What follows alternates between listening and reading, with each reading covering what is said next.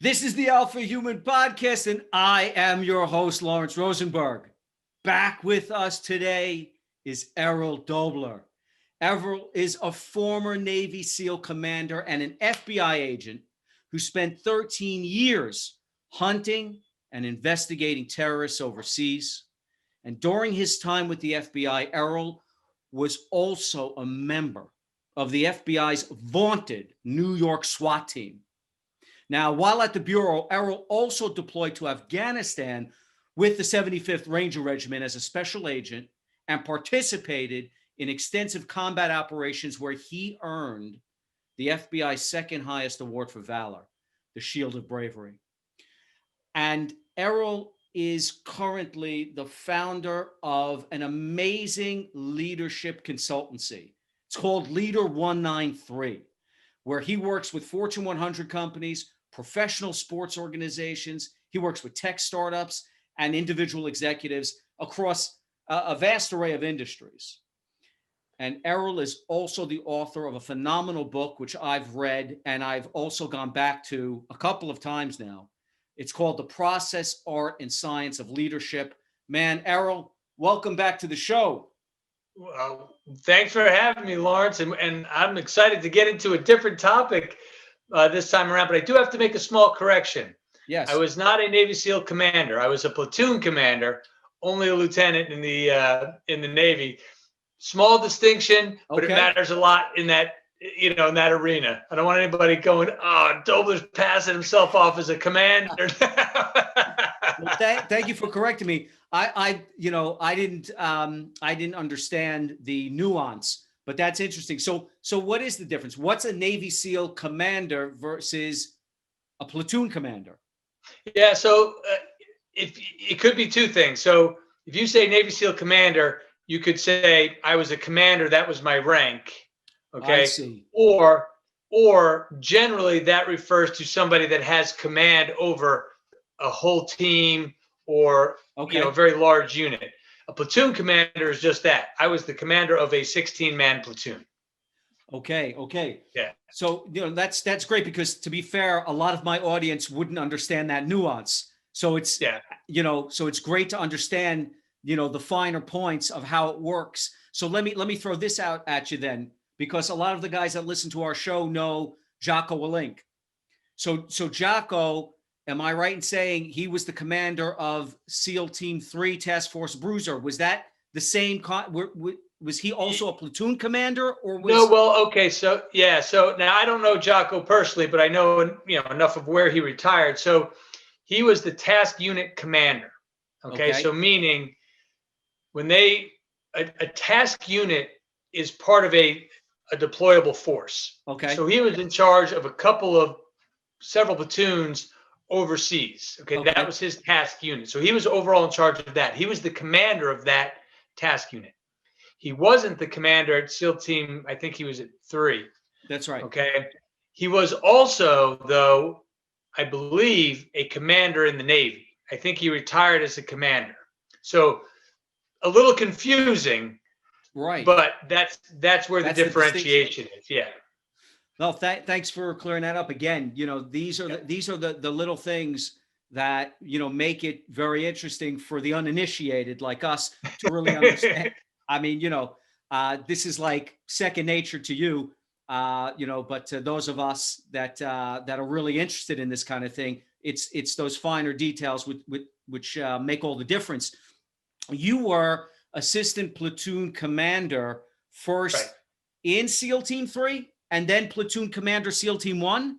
I was at SEAL Team 4, assistant platoon commander at SEAL Team 4, platoon commander at SEAL Team 1. So each SEAL platoon has 2 officers, right? Two people in charge, overall in charge, and then either 12 or 14 enlisted men underneath them, which is broken into typically 2 squads. So a SEAL platoon is 16 men broken into 2 squads, and I was overall in charge of that platoon.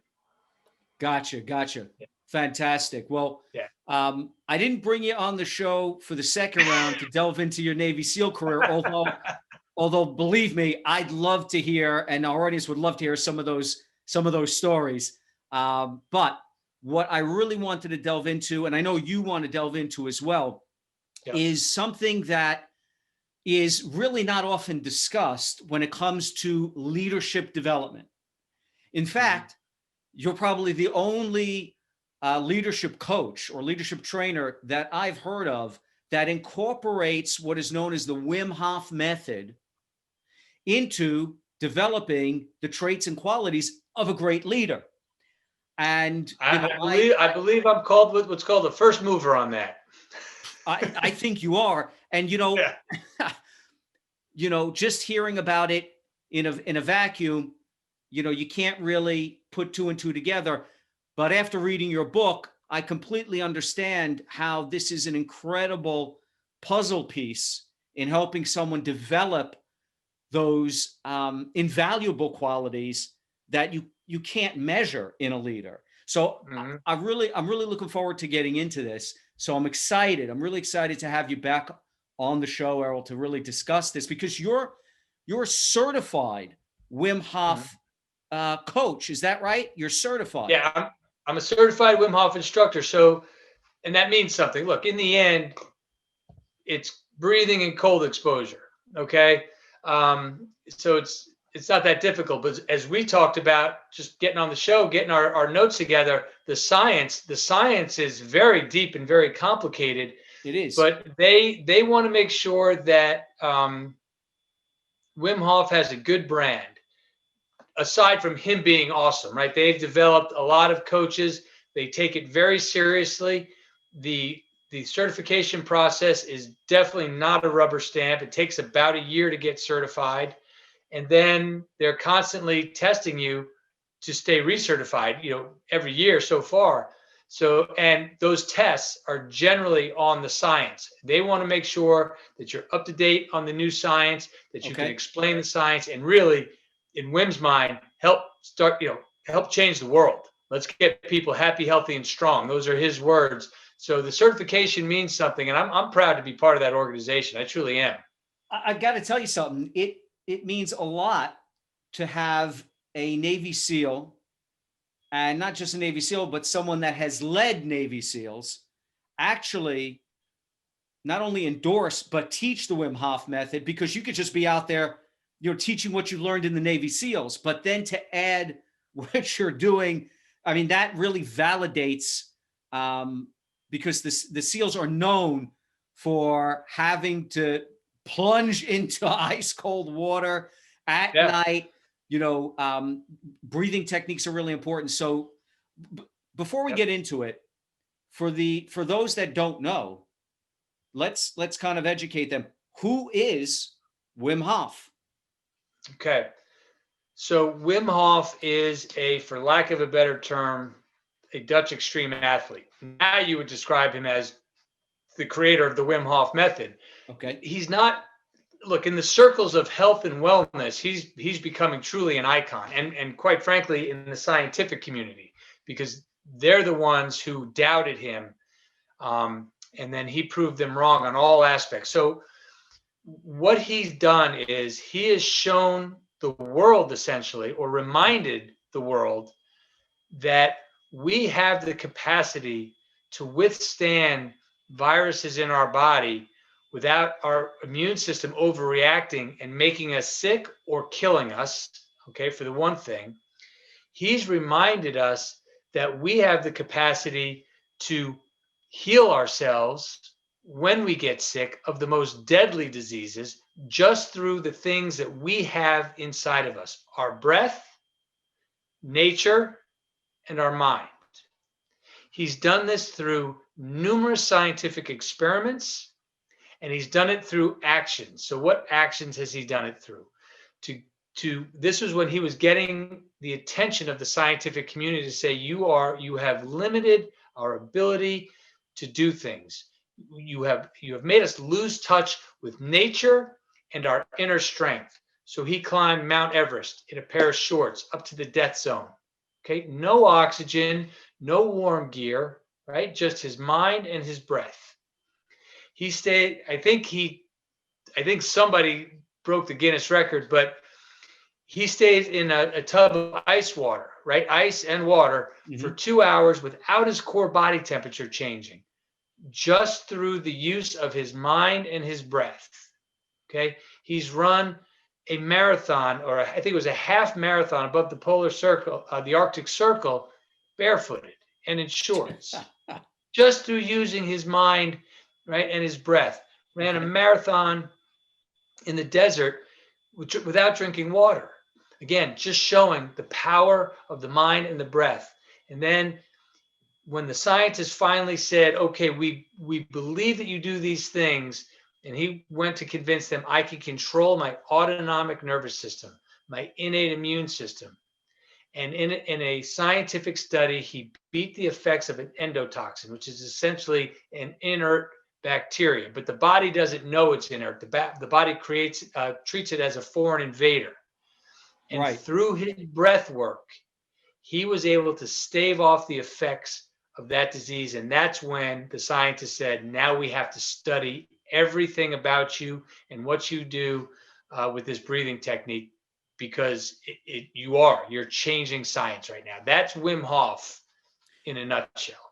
Amazing. I mean, there's a documentary on him called The Iceman that Vice did. So anyone who's interested in learning more about Wim Hof, I implore you to watch the documentary. 100%. Right? I mean, that's, that shows some of the things that you're actually describing that he did. So, right. Okay.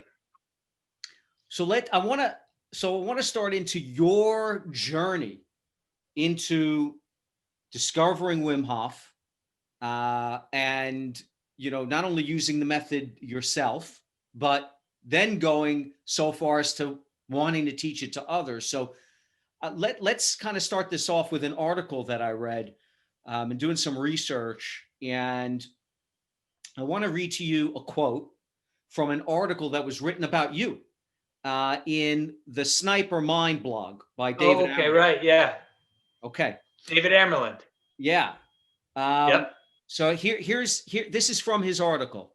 He says, in January, water left in a plastic tub outside takes just a few hours to form a crust of ice an inch thick, and that crust gets thicker each day and will not melt until March.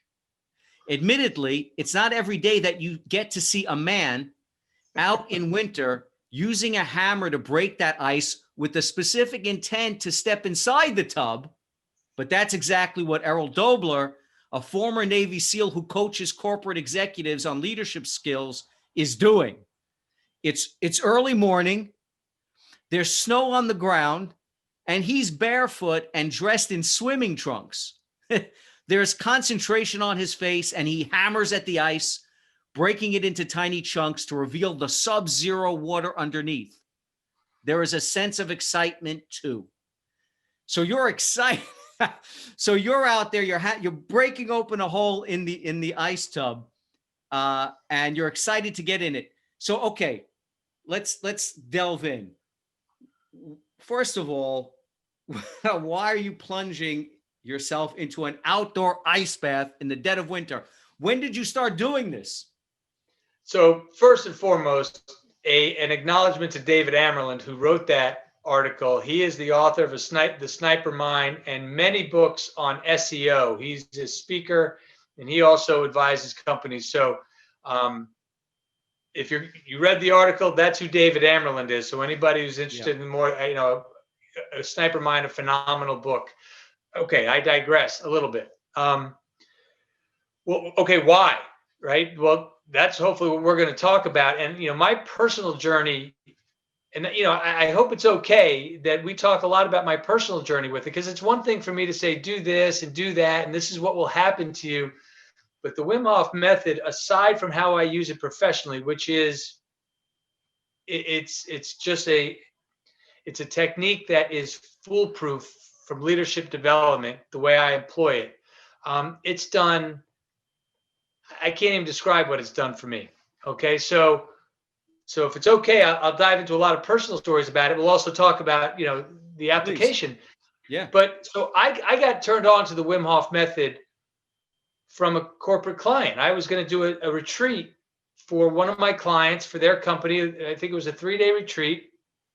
And the CEO, Sheldon Walitsky of the Select Group, called me and said, can you implement the Wim Hof method into the week? You know, and I said, of course I can. What's the Wim Hof method? I had no idea what he's talking about. So he gave me the name of a guy, Brandon Powell, who is a renowned Wim Hof instructor. Okay. And he's a jiu-jitsu. He owns a jiu-jitsu studio. That's his primary. But on his website, before I looked at, I looked him up before I talked to him, he's got a video of him getting into an ice bath. And I was immediately like, what is that? Right? Because it's just sometimes things speak to you. Right. So, I talked to him. We got the logistics ready for the event. And I said, man, what is this thing? He was great. He spent at least an hour on the phone with me, going through all the things that we'll talk about, his personal journey with it, the science, kind of the whole thing behind it, told me who Wim Hof was. When we hung up, I got on the Wim Hof website and I signed up for the 10-week course, which is the first step requirement to get certified. I was in immediately. Okay. So I started it there. Okay. And then I started doing the breathing and the cold showers. And let me tell you, the first time you do the breathing, things change. Your body gets like, in a good way, right? It's just singing to you. And you go to these very deep places that you've not been before, that you didn't realize that you could possibly go. So in any event, I was doing that. And about 5 weeks into it, it was time for the event. And then I had a professional bring us through. I participated in it. And I went places in my mind in a good way that, again, I didn't even know existed. So that just validated what I had already learned from him, was doing myself, went through it with him. So that was my introduction to the Wim Hof method. Now, what I will say is, from a personal standpoint, so this is not long after I started my company. Okay. So when you start a new company, there's a lot of stress. Okay. For anybody, there's just a lot of stress. Everything is on you. Not only that, at the time, right, I'm married and I've got two young kids. I've got 3 now, but back then I only had 2. Okay.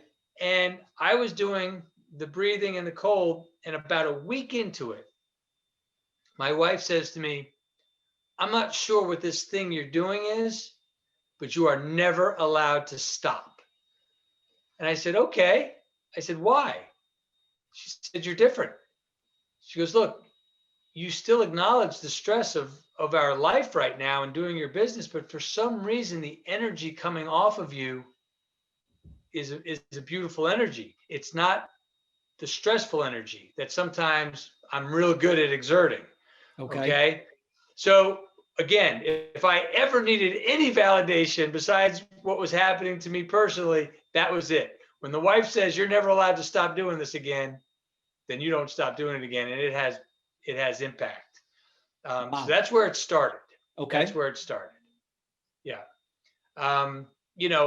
Where do you go from the, so yeah, I mean, look, the cold showers were great. I saw what Wim Hof was doing, right? I watched the videos too as I'm getting in, and I'm like, I need to feel like what it's like in that ice bath that David Amerlin described. I'm going to get one. I'm going to put it outside in the winter. Okay. And that's where I'm going to start. Yeah. And you just use all the techniques, everything that, he teaches you, and you can get into that ice bath when it's 5 degrees outside, break in the ice and stay in there several minutes and be super calm, super relaxed, not shivering, that whole thing, right? And there's a whole reason why you can do it, but that's my introduction to it. Okay. So so let's get into this, because the leap from the cold shower to the ice bath. Okay, so there's a couple of things. First and foremost, the point of the Wim Hof method is of course not to prove that you can surmount these, incredible, incredibly uncomfortable obstacles. Although I'm sure psychologically that is part of why it might help you in other areas of life, psychologically being able to do such a thing. But the point of it is not to be an extreme athlete, right? There's actual physical benefits to all of this. But I want to mention something, because I got inspired by you in our last podcast to at least try some of this stuff. So all I did was I said, all right, let me try a cold shower and I'll just breathe, as you suggested, just doing some breathing, not the Wim Hof method. No. And first time I did it, 10 seconds, just breathing in, breathing out, and only concentrating on the breathing, whatever comes into my mind, boom. Yep. And I got up to 3 minutes in a cold shower. And I was able to do that. Feels good, right? Yeah. When you're done, it actually, you can do it. It's not, it's fine. And, I kind of went through all the things that you talked about, when you're recognizing your emotions and, kind of doing all that stuff. So I put into practice what you were talking about in the book. Yep. And it all worked. And clearly the next step is the ice bath, right? But this is where the breathing technique, the actual Wim Hof breathing technique, must come in.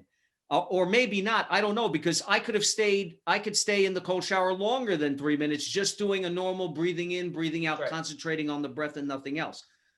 But there's something about the Wim Hof way of breathing that is a game changer. And that's what let's get into that, because I'll start it off with a quote from Wim Hof.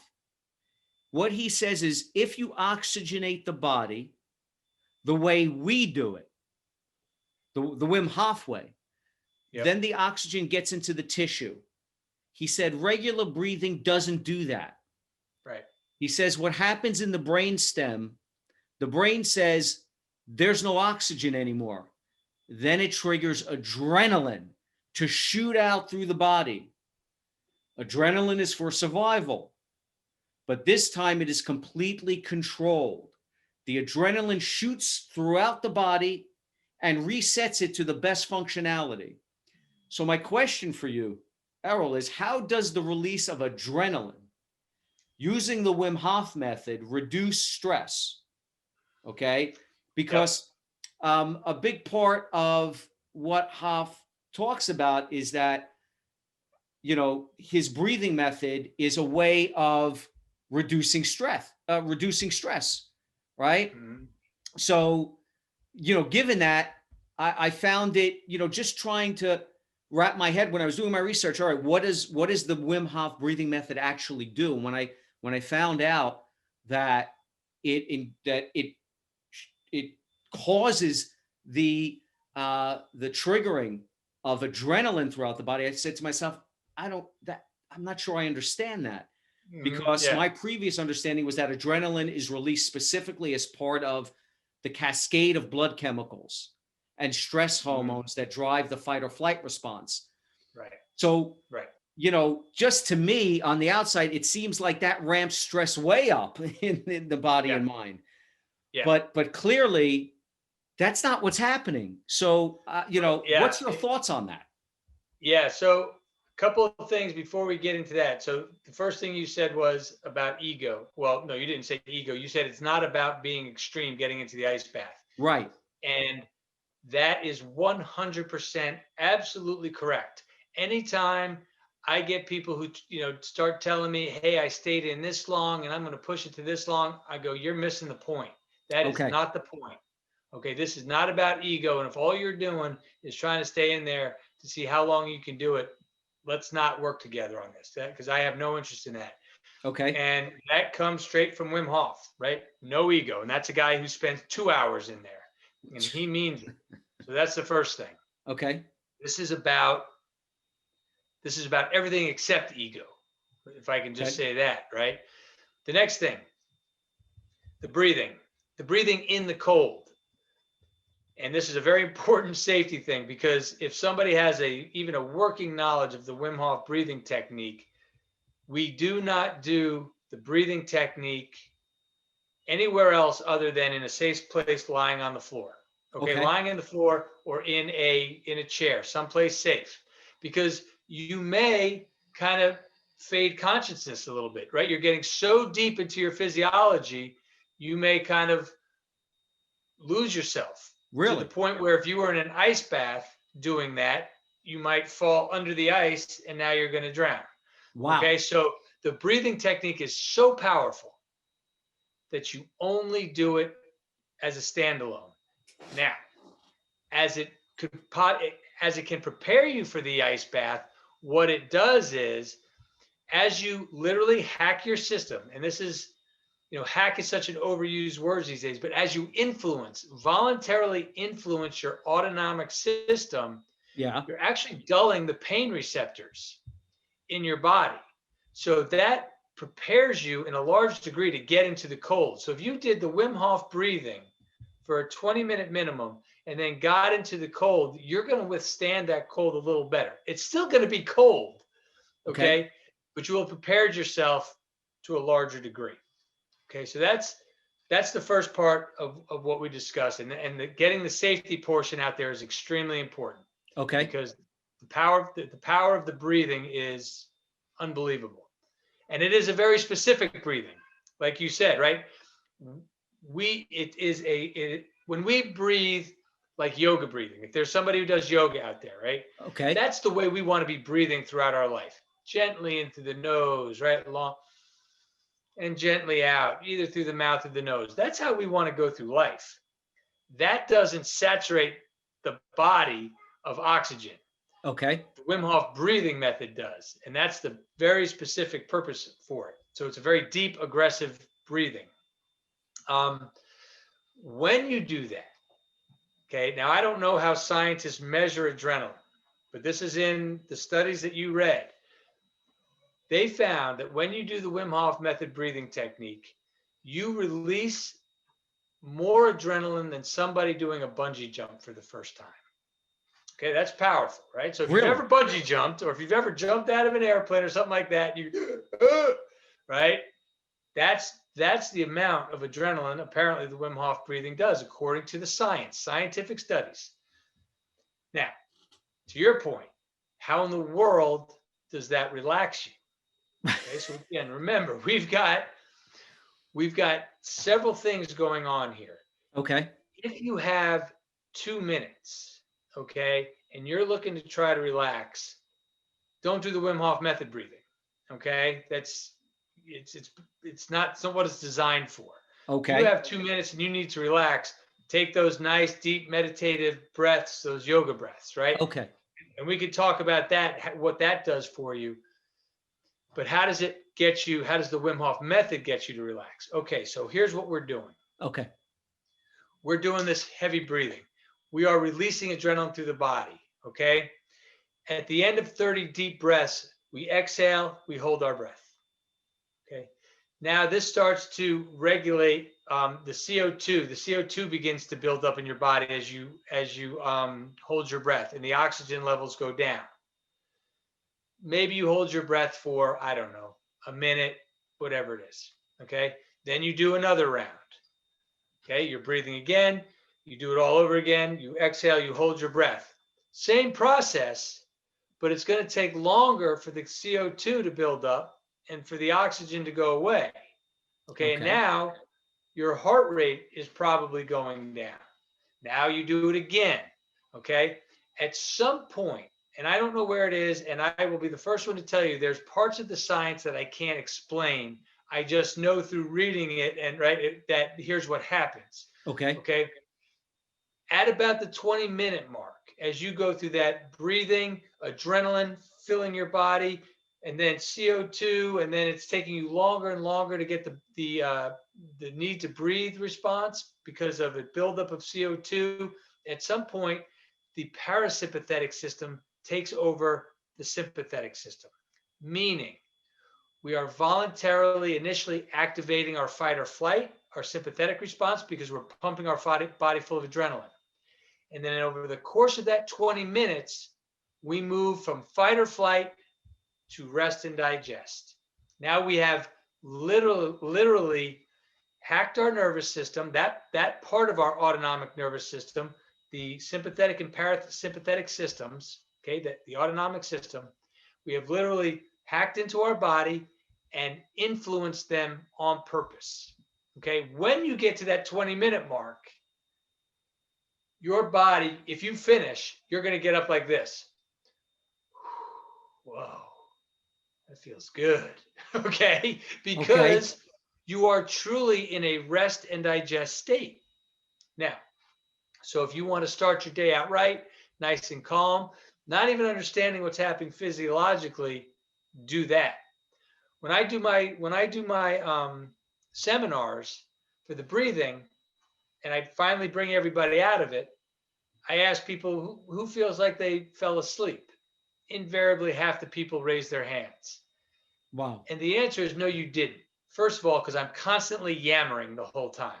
Okay. Deeply in, whatever I'm doing, I'm just constantly yammering. I'm barely giving them the opportunity to get deep in their mind. But the reason I do that is to tell them, well, did you hear me? Well, yeah, I heard you. Well, then how are you sleeping? You weren't sleeping. Give yourself the credit that you got into such a deep meditative state that you're not even used to being awake. You thought you were sleeping.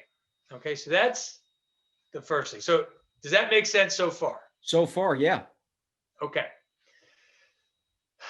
Now, what else is that doing? So you'll get into a beautifully relaxed state because you moved to a truly rest and digest spot. What else are we doing here? This is where the physiological and health benefits come in, okay? When you do what we just described, you're literally exercising your physiology. You're exercising your immune system, which is part of your autonomic nervous system. Mm-hmm. You're making it work. You're going from one extreme to the next, one extreme to the next. And when you do that, your physiology becomes strong. When your physiology becomes strong, because you're literally exercising it just by breathing, like we described, mm-hmm. When you have a foreign invader to the body, when you have a virus, it doesn't stop the virus from entering your body. A virus is a virus. It's going to get you or it's not.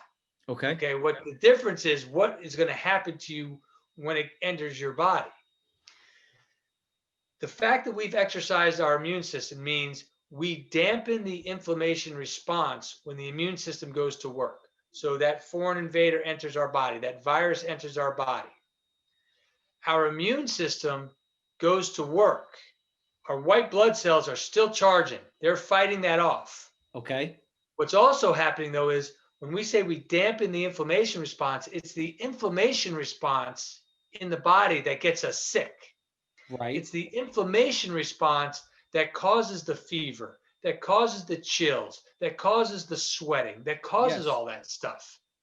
That's a sign of an overactive immune system. Right. I've been sick since I started doing this because you can feel it sometimes. You're not immune to anything. And some days I don't feel like you're like, I must be a little sick right now. But here's the difference. It doesn't disrupt my day at all. Okay, maybe I'll get a couple extra hours of sleep that night. But as far as having to be in bed for the day, having to go to the CVS and getting the NyQuil and the DayQuil to make it through, over. The day I started this, I haven't done anything like that. I haven't gotten a flu shot since I started this. Now, and I used to be the guy who said, all right, I feel myself getting sick. I'm not even fighting it. I'm going to the CVS, I'm getting all the medication, and I'm going to bed. See you for a week. See you in a week. Not anymore. Okay. The statistics of people who go to hospitals and die from some virus. Right. And the cause of death is not the virus, it's the overactive immune system. I have to find the study, but the number is scary. Like, I think in the 80% tile. Wow. Okay. So we're talking about, right, and how applicable is this conversation today? We're talking about COVID. That's what while you're talking about it, that's what's going through my mind. Yeah. So look, and I'm not being insensitive.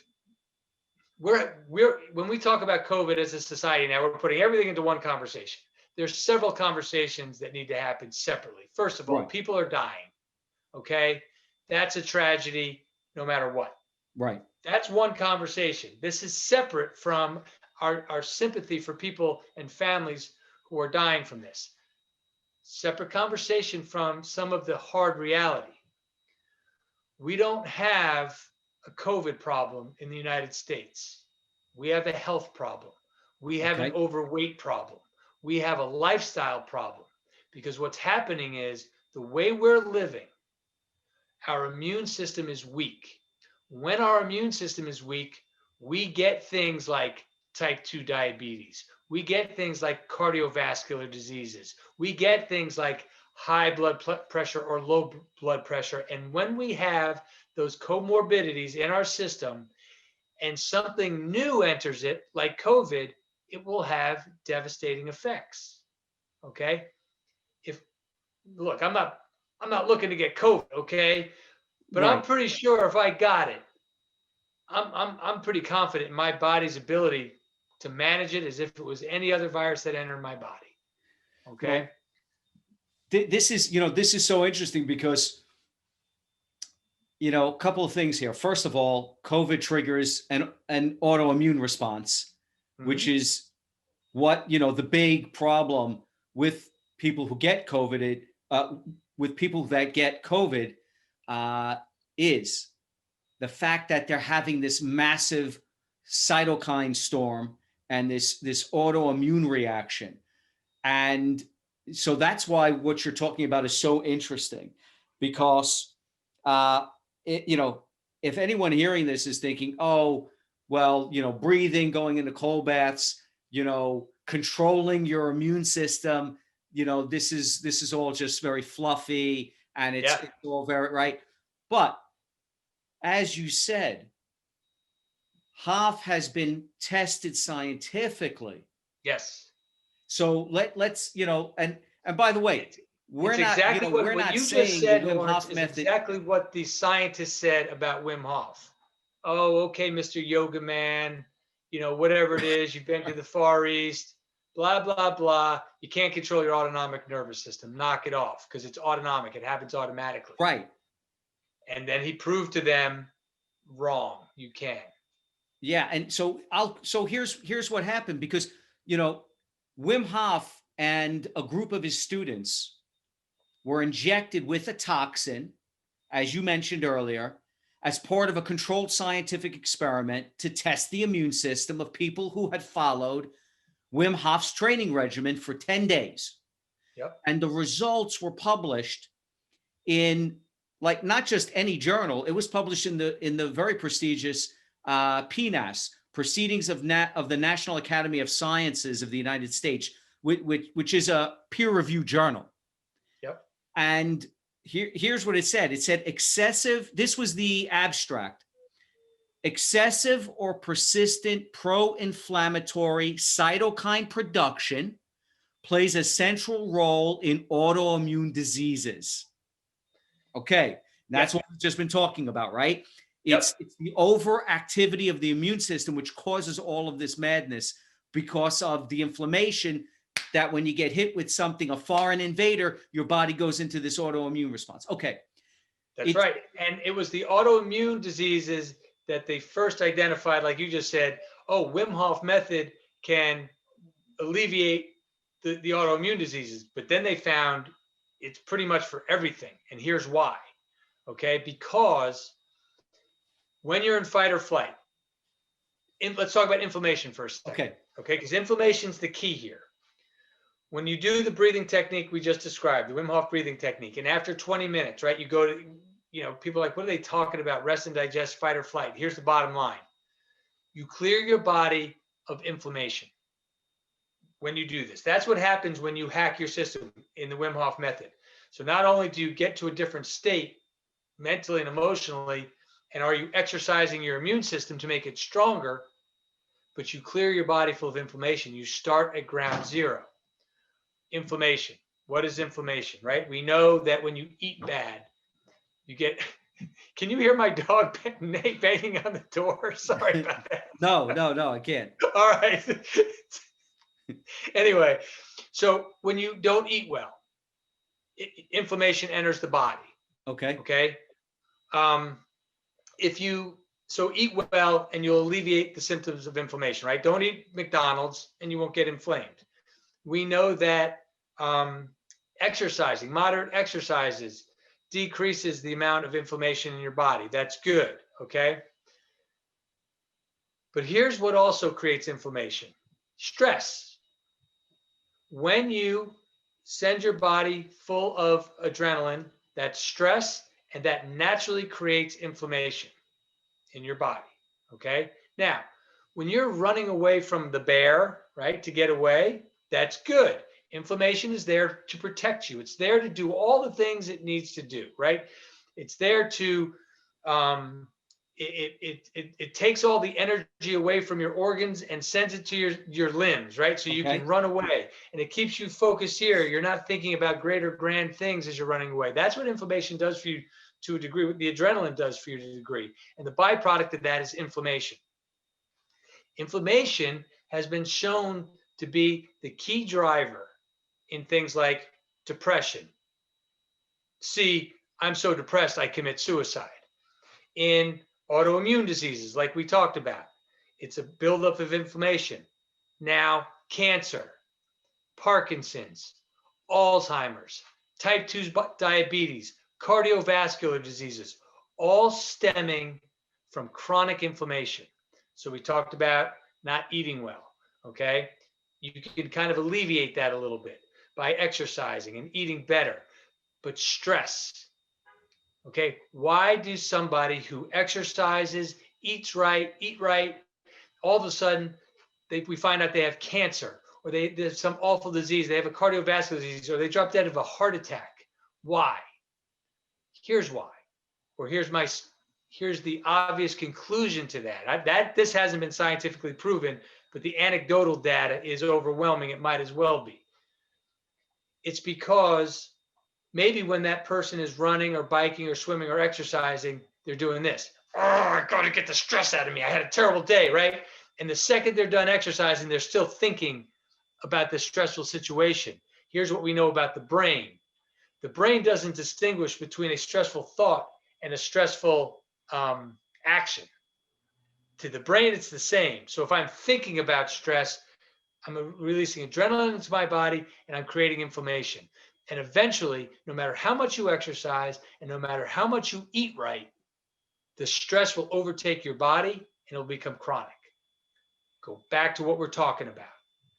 Breathing. So when we do this breathing technique, we relieve the inflammation in the body. Okay? And now it doesn't become chronic. And now we don't get depressed. Now we don't get the autoimmune diseases because it's the inflammation that's causing them.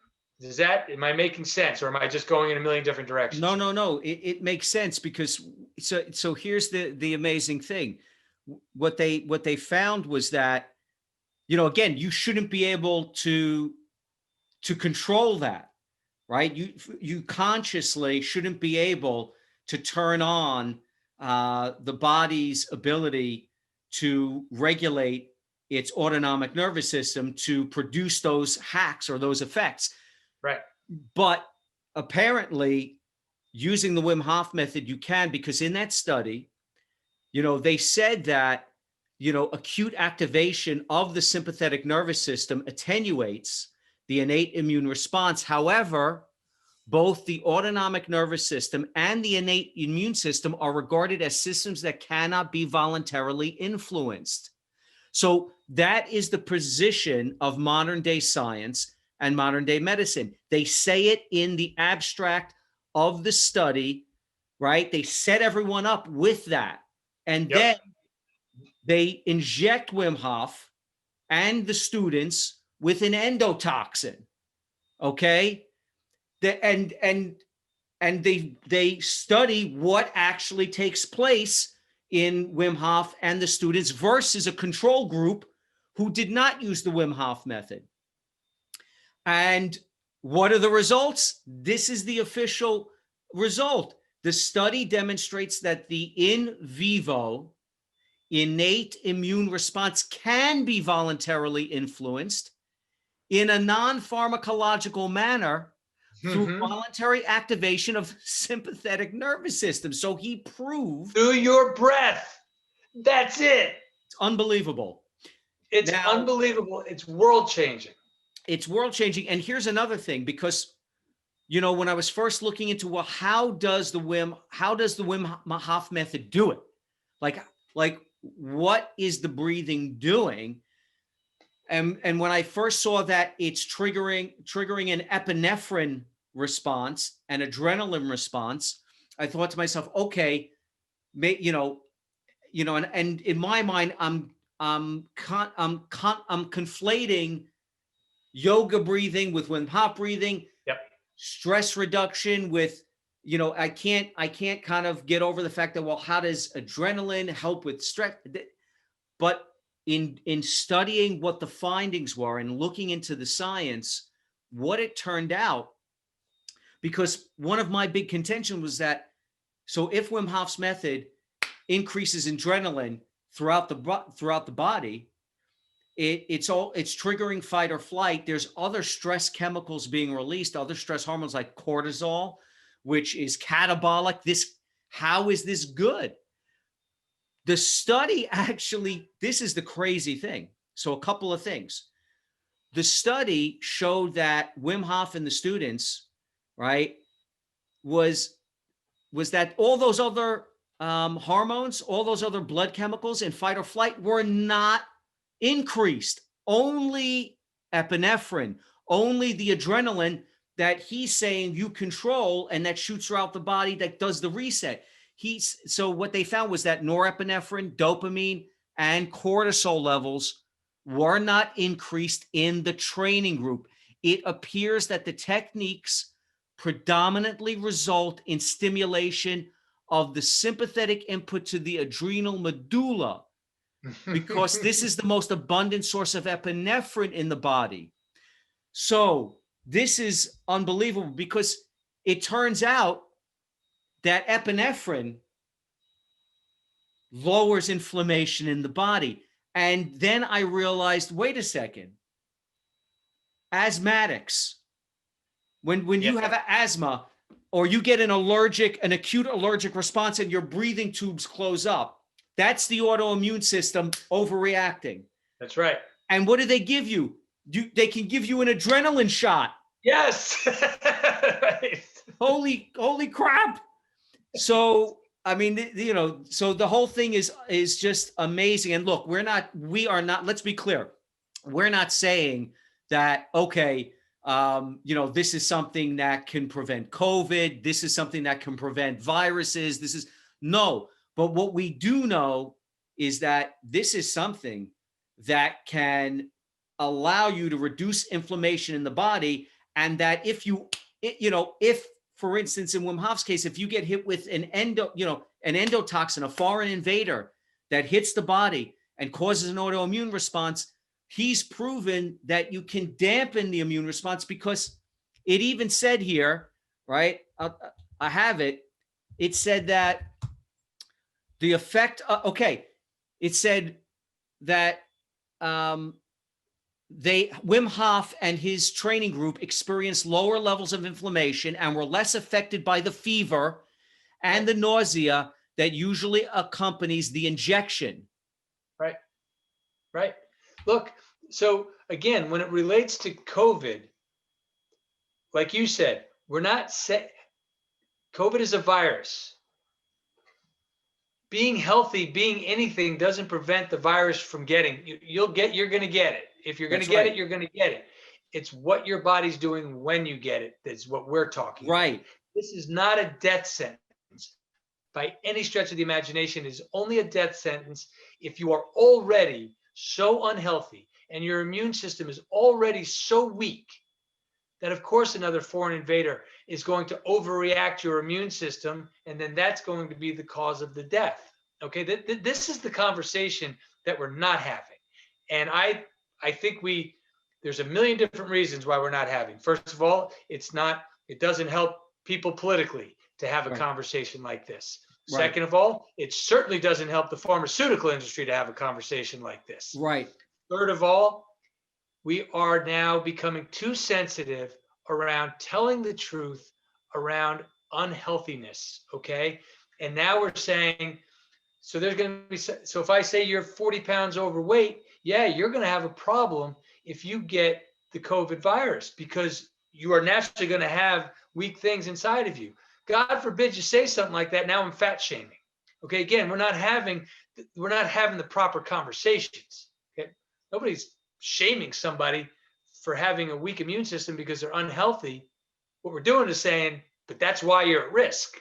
And those are two separate conversations. That's right. The bottom line is that what Wim Hof has found is there is a way, simply through, as you say, the mind and your breathing, that you can make your immune system stronger, and that you can reduce the effects of inflammation in the body, which has been shown to be a systemic trigger of disease and of distress in the body. So irrespective of all the flus, the viruses, the autoimmune issues that we get from all the crap food that we eat and all the chemicals that we're touching, I mean, you'd be crazy not to want to use something that is essentially free to anyone, right? Your mind and your and controlled breathing. You'd be crazy not to want to be able to strengthen yourself in such a way that at least you're going to be more impervious and more equipped to live a vibrant, vital life, in as healthy a way as possible. And we're not even talking, yes, eat right, sleep right, all these other things, but something as simple as mind and the breath is powerful. So how the hell do you do it? Yeah, which exercises the physiology. Again, that's the thing, right? We eat right, we exercise, maybe even we meditate. What's missing? The exercise of the physiology. We'll talk a little bit about that in the cold as well. But here's, I just want to say one more thing about COVID, or maybe we just keep talking about it if I can. Go ahead. And I have no agenda, and I truly place no judgment on people who are scared to death to go outside and think if you don't wear a mask, your agenda is to kill people, right? There are people right now who feel that way. I'm not judging them. I don't care. Okay. Here is the fact of the matter. With these lockdowns now, with the inability for people to go to work, right? With the inability for their kids to go to school, okay, except for this craziness with the online stuff. And all of a sudden, when did sitting in front of a screen all day become okay? Okay. Right. We are naturally increasing our stress levels, which is making us more susceptible to the thing we're trying to get over. The irony is so thick, it would be funny if it wasn't tragic. Okay. So when people say, well, you can't be for lockdowns, my response goes right to this stuff. Or you can't be for not locking down, or you can't be for these closures. You have to be for them because we're saving lives. No, we're not. We are truly taking lives right now because the stress that people are under because of this stuff is making them weaker, and it will make them more susceptible to the dangers of the virus in and of itself. Okay, maybe not a popular thing to say. Maybe people are going to unfollow you now, Lawrence, because you had that jerk Errol Doebler on and he said it, but I don't know what to say other than that's kind of it. Well, look, I'll just read from the study. Right. Published in one of the most respected peer-reviewed journals out there. Here's what it says. A short-term training program and practicing breathing techniques learned during this training program, i.e. Wim Hof's training program, results in the release of epinephrine, induction of early anti-inflammatory IL-10 production, and consequently, attenuation of the pro-inflammatory innate immune response during experimental human endotoxemia, meaning from outside the body, putting a toxin in the body. Right, Also, putting a virus in. Right. Also, trained individuals experienced fewer endotoxemia-associated flu-like symptoms and a more swift normalization of fever and cortisol levels. So look, here's the thing that you're not saying about that study. The study was first done on just Wim Hof alone. And, the doctors were like, oh my God, what just happened? But they dismissed it initially because they said, look, you're Wim Hof. You've done all these things. They thought he was an outlier. You're an outlier. And that's when he said, no, I can teach anybody to do this. And they said, okay, how long? And I know that they were hoping he was going to say, give me a couple years, right? And then he would go away or get killed doing some of these crazy things. He's like, a couple days. Give me a group that's game. I'll bring them to my place in Poland. I'll teach them for a couple days. That's what he did. I think it was 3 or 4 days at his place in Poland, right? And it was 30 people, 18 randomly selected to go to him, okay? They spent a few days with him, and then they let him do it on their own for another week. They took 12 of them randomly, and then that's the control group. And then the other group, right, just the other 12. All the people, the 12 people who did not participate in the training, that week-long training, all felt the effects, right? Got deathly ill for science. And all the people who did the training beat the effects or severely dampened the effects of the endotoxin. Now it's a scientific study. Now it's real because that's what happened. So again. So I mean, that's it. So for all the naysayers, for all the ones that, oh, this is just, mumbo jumbo, breathing yoga technique, pie in the sky, fluffy stuff. This is proof.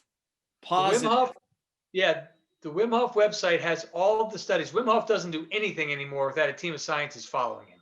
And they keep learning more and more and more, and he won't do anything. Right? And this is his thing. And Wim Hof, again, is everything you see on the TV. He says, I am not the first person to be doing this. I am the first person, however, to bring it to science. And he's right. Because now what we have is this, when the scientific community starts buying in, people start paying attention. That's just the reality. Okay. That's fine. That's cool. Okay. What else has happened? If we want to change gears a little bit, right? Strengthening this immune system. Okay. Let's talk about the cold, or you want to stay on the breath for a little while. No. What I want to do is, so you're going in the right direction, because I really want to understand, okay, we've got the breath thing now. We understand why the breathing, right? We understand that. Yeah. Okay. So why not just do the breathing? Why do the cold?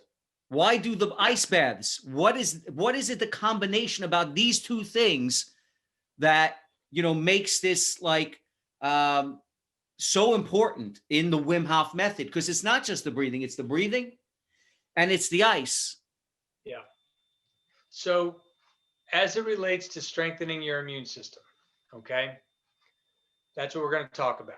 The other stuff is how I apply it for my leadership practice, and all that other stuff is incidental to really where this conversation is going. And that's how do we get healthier in this time.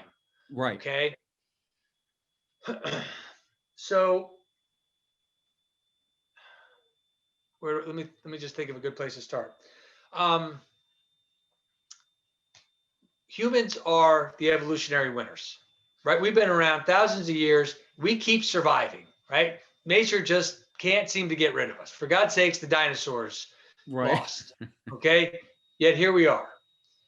And we didn't survive the ice ages and all that stuff for thousands of years because we had a secret stash of Patagonia somewhere tucked around the corner, right? No. Our ancestors survived those extreme weather changes because their body adapted to function. That's it. It's getting cold. My body is now adapting. It's getting super hot. My body is adapting. What does that mean? It's adapting. That means your physiology, your internal is getting stronger. What happens when your internal gets stronger? Well, that's your autonomic nervous system again. Okay, so that's another way. The fact that you, when you get into the cold, expose yourself to extreme temperature changes, lots of things happen in your body, right?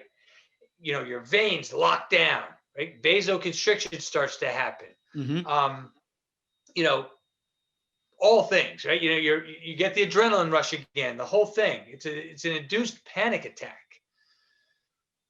What you're doing, and then you're gonna, and we'll talk about how you calm down in the water.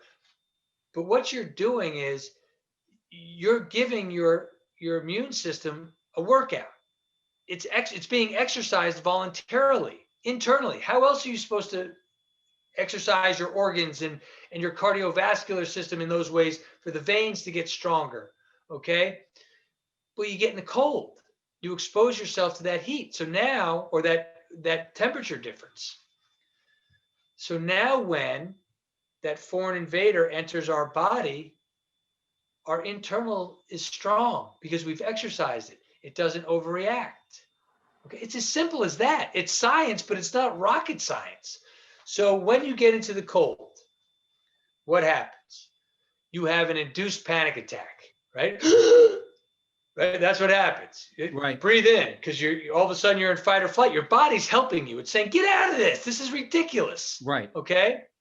Then you stay in. And if you're in the ice bath, you're going to get some vasoconstriction. You probably won't get that in the cold shower. But once again, what is that? That's a sympathetic response. That's a fight or flight response. When the blood leaves your fingertips and extremities and toes to race towards your organs to keep you alive, that's your body saying, there's a problem. You need to get out of this situation. Okay, good, all good. You're doing this voluntarily. When you get into the cold, you shiver, right? That's good, a sympathetic response. That's there to keep you warm, okay? But if I tell you, through your breath and your focus on your breath, for scientific reasons, you'll begin to calm down. Okay. Breath activates something called the vagus nerve, whose one of its primary functions is to literally calm you down. So I get into the ice bath. That happens. I recognize it. I start to shiver a little bit, but I focus on my breath. Okay. Nice, easy nasal breathing, focus, and all of a sudden I stop shivering. Well, you might say, but Errol, that sounds dangerous because I thought shivering was supposed to keep you warm. No, the body is the most amazing machine in the world. If I stop shivering, now I go to I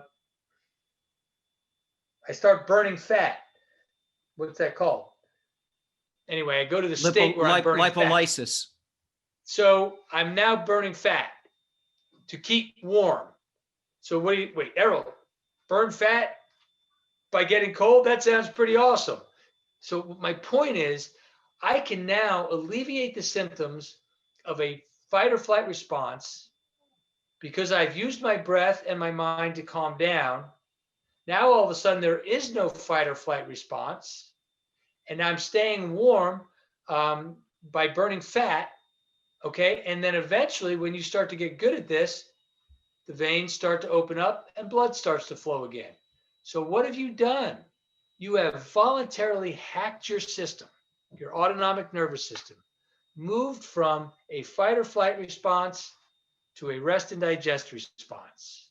And now you have alleviated your body of the inflammation. You have strengthened your immune system, and that's it. So makes sense, right? Yeah, it makes complete sense. So are you when you're in the ice bath, are you doing the Wim Hof method of breathing, or is that done before the bath? That's done. Now, typically it should be done. The perfect scenario is this. You do the Wim Hof breathing, okay? And then after you're done with that, you move to the cold exposure, okay? Because again, one of the things it does, it just sets you up nicely for it. It's not a requirement. Okay, so these are two separate things. The breathing helps reset the body, and the ice bath is the workout for the immune system. It is, and I don't know. I don't know, and I have to look for it in the studies. It is definitely the exercise for the immune system. You are definitely going from fight or flight, if you do it correctly, to rest and digest. Okay. I don't know if it serves the same function as the breathing after 20 minutes to rid your body of the inflammation. I think it does. Don't hold me to that. Okay. That's fine. I mean, but clearly, but it's certainly a hack in your system. You're still strengthening your immune system by doing it because you're moving from one to the other. That's definitely true. Right. And well, clearly we know the breathing has been proven scientifically to trigger epinephrine, to take control of your autonomic nervous system, to trigger epinephrine, to lower the body's inflammation response. So we know the breathing does that. And then we know, I mean, that getting in an ice bath also lowers inflammation for, for whatever, for other reasons. Ice lowers inflammation, Yeah. but the actual sequence Resetting of of the events nervous that you go through physiologically and psychologically as you're in an ice bath, that whole circle that you just described, what happens and how you then go from fight or flight to rest and digest, and can then sit in that ice bath, is just, again, a psychological and a physical workout and experience that, again, I don't know what it is about the ice bath beyond that again, if you can get in, I mean, we know that people with very high fevers have to be put in an ice bath, right? So, so that, again, we know that it's reducing inflammation. Yeah. But the fact that the breathing can also get you into a state where you can then get into an ice bath and be able to overcome it and relax in it is just, again, the whole thing is. Well, here's a couple other things that happen. Here's a couple other things that are happening in the ice bath that are important to note as it relates to, you are definitely exercising your nervous system. So your nervous system is going to get stronger if you go through the process of trying to relax in the ice bath. Now, if you grit your way through it, you're still going to get a lot of the physiological effects, right? You're going to get some benefit. But when you can stop shivering and remain calm, that's when you start hacking your system again. Now, here's one thing that happens. When you get into an ice bath, if you want to remain calm, you have to wholly focus on one thing. And the recommendation is to focus on your breath, because your breath is helping you. Now, why? Why one thing? For all my multitaskers out there, once again, science shows when you move from task to task to task to task, okay, you are activating your sympathetic nervous system. You're doing it, okay? It shows also when you have decided to focus on one thing and one thing only, put all of your heart, soul, and focus into it, you start to activate your parasympathetic nervous system. Your mind calms down. And that's when you get to see things at a greater level, right? There's a reason why when your sympathetic nervous system activates and you're running away from the bear, I always make the joke, okay, here's what's not happening. You're not thinking of other things. Your mind isn't expanded, right? You're thinking, I have to run, I have to hide, hopefully I can get away. You're not thinking, and when this is done, I'm going to go home and really experiment with my béarnaise sauce for my meal tonight. You're not doing that. That's not what the sympathetic system does. Okay, it doesn't calm you down, it ramps you up. So when you focus on one thing, the science tells us you naturally calm down. Okay, and when you use the breath to naturally calm down, that exhale activates, like I said earlier, this thing called the vagus nerve. Okay, and the vagus nerve serves to calm you down. So when people tell you, take a deep breath, calm down, nobody knew what that meant. They just knew it worked. but now we know science. Okay, so that's the way, when you get into the ice bath, you recognize the effects of what's happening. You focus your attention on one thing, your breath. When your mind moves away to the noise of the cold, you bring it back. What a drill. What an intellectual drill to learn how to deal with the noise around you and bring your focus back to what you wanted on. Okay. So that's how it's working. That's how the physiological stuff is working for you in the ice bath. So makes sense? So, okay, complete sense. So once again, we get back to breathing. It's a different breathing technique in the ice bath than when you're doing the Wim Hof method, right? Yes. Yes. But I guess the Wim Hof method incorporates, again, his controlled hyperventilation to induce epinephrine. Then yes, the ice bath itself and the type of breathing you do there. And then I think there's a third component, which is meditation or I forgot what he calls it. He just calls it mindset, right? Because you've got to know in your mind that these things are happening and that you're in control of them. Okay. That's the power of the mind. Okay. If you get into an ice bath and you're not convinced you can survive, which many people are not initially, then you won't. It doesn't matter everything I'm telling you right now. You won't. It won't work for you. You'll get out and then it's over. Okay. The power of the mind. People are so.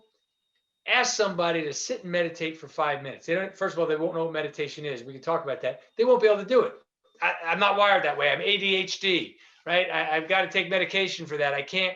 Well, that's your mind telling you that. If you've convinced yourself of that, then you're absolutely right. That's what's happening. But when you say, okay, apparently I've got to do this meditation thing.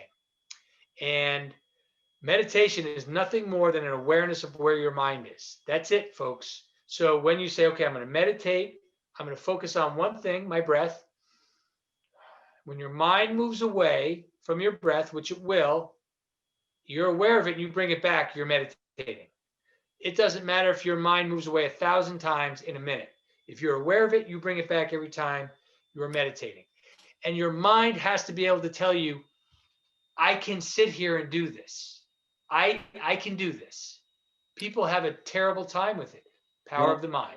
Well, based on what you said, again, you told me this last time in the last episode about the breath in the cold, and with nothing more than what you said there, I was able to get into an ice cold shower after 2 days. I was up to 3 minutes, and I could have gone longer, but there was no point.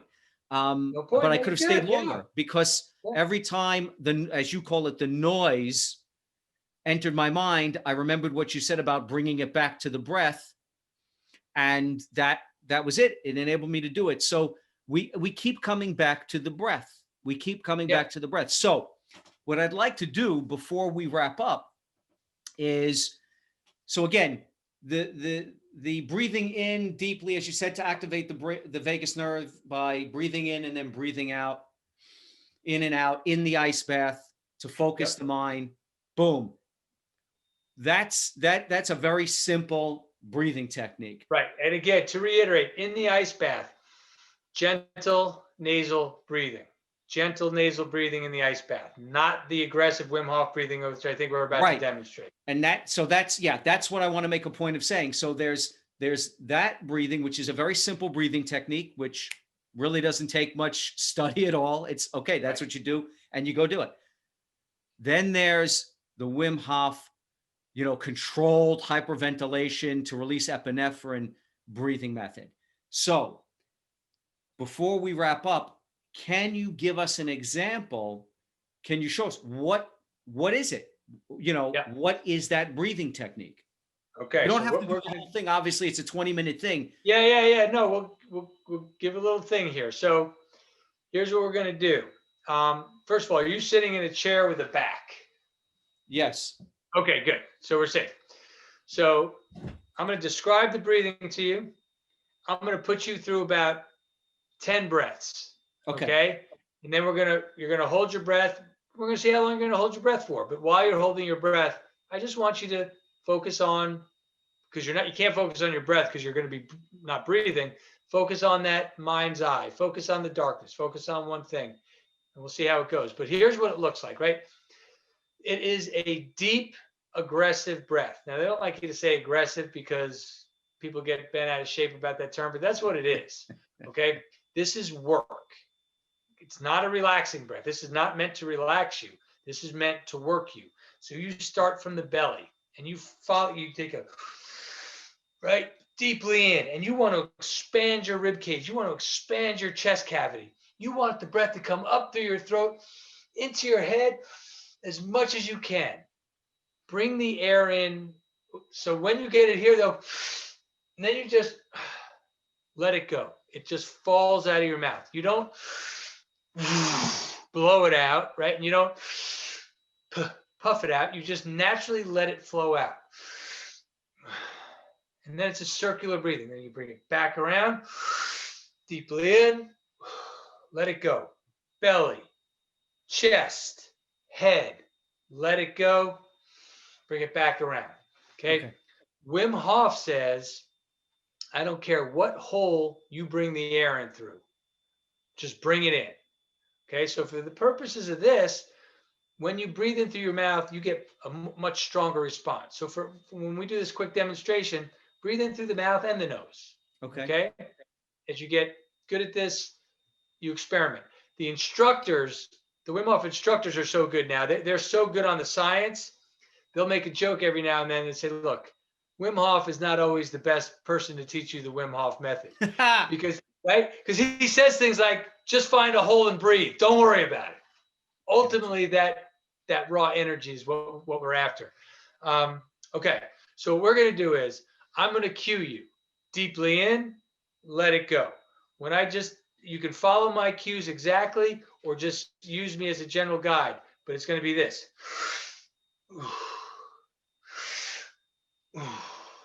Okay, and we'll put you through about 10 of those breaths. On the last breath, I'll start to count down. And 3, let it go. And 2, let it go. Deeply in, let it go. Hold your breath on the exhale. Okay, so on that final breath, when I count you down, let it go. Hold your breath on the exhale. Just hold your breath for as long as you can.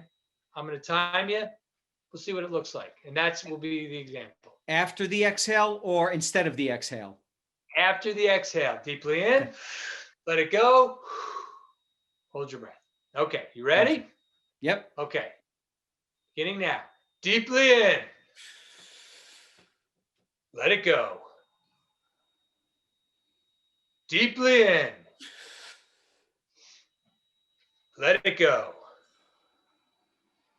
Deeply in. Let it go. Deeply in. Let it go. And 3. Deeply in. Let it go. 2. Deeply in. Let it go. And finally, deeply in. Let it go and hold your breath on the exhale. Now during this, and just give me the high sign when you breathe. During this time, you focus on one thing, your mind's eye, right? That third eye that actually exists, the pineal gland is really what it's called. It's one thing to focus on and relax yourself, because just like the ice bath, this is not an ego exercise. This is kind of an exercise to see where your stress level is. You know, the length of the breath hold while it's helping you exercise your your autonomic nervous system. Okay, good. Right? So a quick 40-second breath hold. Okay. On the exhale after a couple breaths. People can't hold their breath for 40 seconds generally, right? Like, let me hold my breath. And like 20 seconds later, they're freaked out. You just did it for 40 seconds. We did another round. You'd held that round. If we did a true round of 30 breaths, you'd hold it for a minute easy.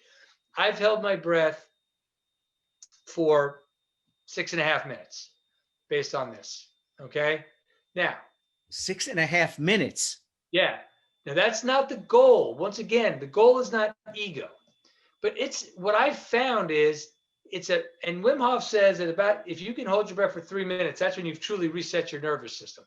That's not the only measure of it. Okay. And I don't know if he's even accurate. That might be one of those things like Wim Hof is not the best Wim Hof teacher. But here's what I do know, because the breath holds will vary. I've stopped timing my breath holds because I just don't need to anymore. Okay. But early on, you do it because you're curious and you want to see what's happening. And what I found was the breath holds vary, and it was a true indicator of my stress level. Okay. So if I was doing a breathing technique and I was only holding my breath for 45 seconds, a minute, I was like, I need to stay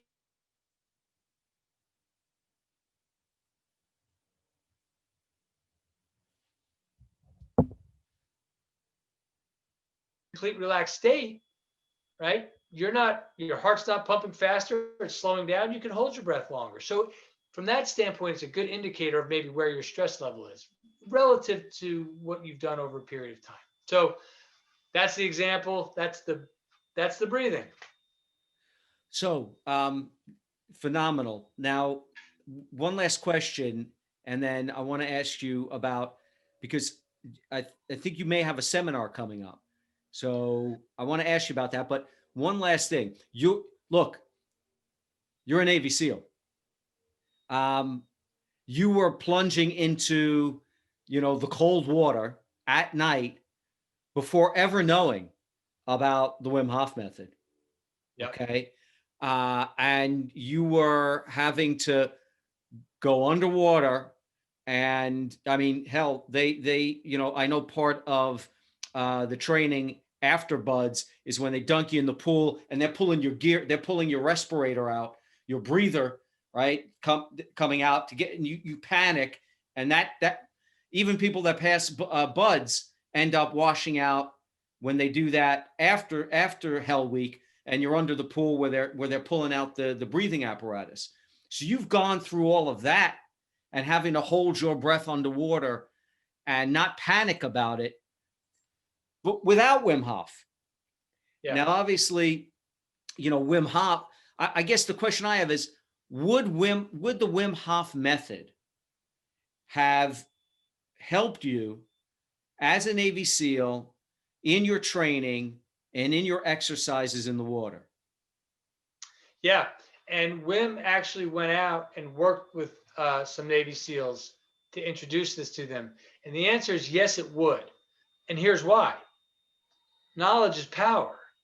If you understand that when you relax in a stressful situation, you're going to be able to hold your breath longer, well, then that's what you'll do, right? That will be your response to it.